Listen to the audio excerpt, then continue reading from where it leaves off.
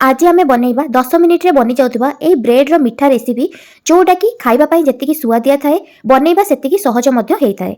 ताहाले चलंतु start करिबा आजिर recipe. एही recipe को बनइबा पई प्रथमे मु ब्रेड रु 3-4टी स्लाइस नेइची। एबे सेही ब्रेड रो चारिपट साइड को मु काटी नेइची। एठी मु छुरी रे तार चारिपट साइड को प्रथमे काटी नेइची। आपण माने वीडियोटी आरंभ रु शेष पर्यंत देखंतु। जदि वीडियोटी भल लागिबो ताहाले लाइक करिनेबे आ लाइक करबा सहित जदि मो चैनल रे नुआ थिबे ताहाले सब्सक्राइब करिनेबे। सब्सक्राइब करबा सहित पाखरे थिबा छोटो बेल आइकन को क्लिक कर देबे जहा द्वारा मु नेक्स्ट जहा भी वीडियो अपलोड करबी ताहार नोटिफिकेशन आपनको फोन को आसी जिवो। एठी ब्रेड रो साइड को काटी नबा परे एबे मझिरु मु एठारे ब्रेड को काटी नेइची। मु एठारे गोटे स्लाइस ब्रेड को 4 खंड करी नेइची। एठी देखंतु मु एई साइज रो ब्रेड को काटी नेइची।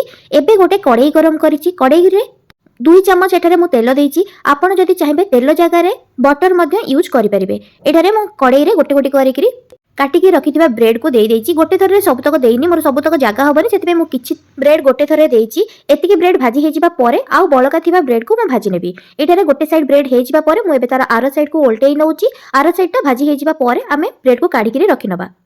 एठी देखंतु ब्रेड रो कलर केते भलो आसीची। एतिकी ही भाजीबे, बेसी ब्रेड को भाजीबेनी। बेसी ब्रेड भाजिले पोडी जिवो, तार टेस्ट बेसी भलो आसीबनी। एतिकी हल्का ब्रेड रो कलर गोल्डन हे जिबा परे ही ब्रेड को काढी नेबे। एठी देखंतु ब्रेड तक मोर भलो से भाजी ही जाईची। एबे मु गोटे प्लेट को ब्रेड तक काढिकी रखि नउची। एठी गोटी गोटी करी मु सब तक काढी नउची। काढी सारिबा परे सेई कढ़ई रे मु आउ किछि तेल देइची। तेल देई सारिकरी बळका थिबा ब्रेड को एबे मु आउ कढ़ई रे देइकरी भाजी नउची। एटी सेम प्रोसेस रे ही मु भाजीबी। गोटे साइड टिके गोल्डन कलर हे जिबा परे मु तार आरो साइड को उल्टेई नउची। आरो साइड हे जिबा परे एटी ब्रेड मोर सब हेई गलानी। एई सब ब्रेड हे जिबा परे एबे एई ब्रेड को मु प्लेट को काढिकरी रखि नेबी। एटी मु प्लेट को काढिकरी सब तक ब्रेड एठारे रखि नेइची। ब्रेड तक काढिकरी रखि सारिबा परे एबे सेई कढ़ई रे गोटे ग्लास मु एठारे खीर देइची।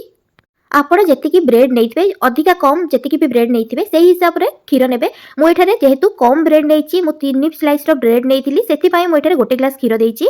आपण जदि अधिका नैथिबे किबा कम नैथिबे सेही हिसाब रे खीर को देबे। एबे खीर टिके हल्का गरम हेबा परे मु एठारे मिल्क पाउडर गोटे कप दउची। एटी मने रखिबे खीर बेसी गरम हेला परे मिल्क पाउडर देबेनी, नहले खीर सहित मिल्क पाउडर भलो से मिसिबनी।